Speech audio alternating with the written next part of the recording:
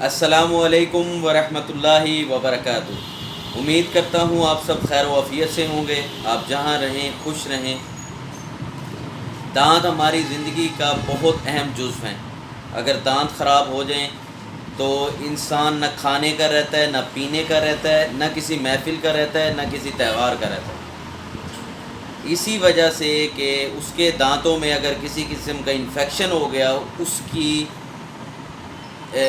کم توجگی کی وجہ سے، یعنی کہ اگر اپنے دانتوں کو آپ صحیح فوکس نہیں دیں گے تو اس سے کیا کیا نقصانات درپیش ہوتے ہیں۔ نمبر ایک تو جب ہم اپنے دانت صاف نہیں کرتے تو ہمیں تو اسمیل آتی ہی آتی ہے۔ جو ہمارے ساتھ ہمارے دوست، ہمارے احباب ہوتے ہیں، ان کو ہمارے منہ سے اسمیل آتی ہے، جس کی وجہ سے انہیں لگتا ہے کہ یہ انسان یا تو اس کا معدہ خراب ہے یا تو پھر یہ دانت صاف نہیں کرتا۔ ہاں، خواہ اگر اس نے دانت صاف کیے بھی ہوں اور اگر اس کا دانتوں کی ہی انفیکشن کی وجہ سے اس کے منہ میں ساری رات بدبو رہتی ہے، جس کی وجہ سے وہ صبح اٹھتا ہے تو اس کے منہ میں بدبو رہتی ہے۔ دانتوں کا یہ انفیکشن آہستہ آہستہ آہستہ آہستہ اتنا زیادہ ہو جاتا ہے کہ یہ ہمارے کانوں کا شور بن جاتا ہے۔ کانوں میں شور آنے لگ جاتا ہے، کانوں کے شور سے ہمارے سر میں درد شروع ہو جاتا ہے۔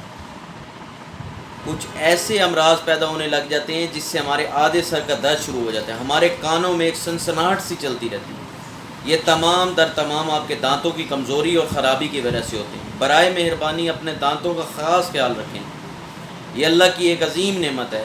آپ اگر اس کو ایک بار کھو دیں گے تو دوبارہ اسے حاصل نہ کر پائیں گے۔ اتنے اخراجات ہیں اس کے کہ جس کی کوئی انتہا نہیں۔ صرف ایک دانت کو نکلوا کے دوبارہ لگوانا ہے، ایک دوسرا آرٹیفیشل دانت، اس میں ہی لوگوں کے لاکھوں روپے لگ جاتے ہیں۔ کئی لوگ تو ایسے ہیں جو باہر کے ملک سے پاکستان آتے ہیں یا کچھ ایسی ایشین کنٹریز میں آتے ہیں، یورپین کنٹریز سے ایشین میں آتے ہیں کہ انہیں وہاں آ کے دانتوں کا اپنا ریپیئرنگ کروانی پڑتی ہے۔ کچھ ایسے لوگ ہیں جن کو جو بڑی بڑی پوسٹوں پہ کام کرتے ہیں باہر کے ملک میں، لیکن ان کو وہ کمپنی کبھی بھی دانتوں کی انشورنس نہیں دیتی۔ ان کی لائف انشورنس ملتی ہے، ان کو انجری انشورنس ملتی ہے، ان کو بہت سی انشورنسز ملتی ہیں سوائے دانتوں کے۔ دانت کی سرجری باہر کی بڑی بڑی کمپنیاں بھی افورڈ نہیں کرتی، یعنی اگر وہ ایک امپلائی کو دیں گی تو اس کو تو ایک پالیسی بنانا پڑے گا۔ اسی لیے برائے مہربانی اپنے کوشش کر کے دانت روزانہ بلا ناغہ صبح شام صاف کیا کریں۔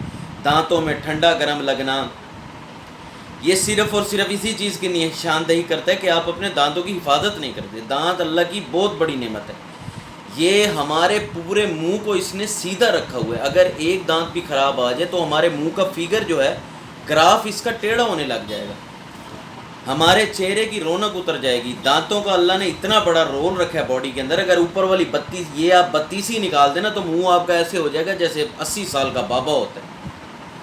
اسی لیے آج ہم آپ کے لیے ایک خصوصی پروڈکٹ لائے ہیں جس کا نام ہے پروڈنٹ ماؤتھ واش۔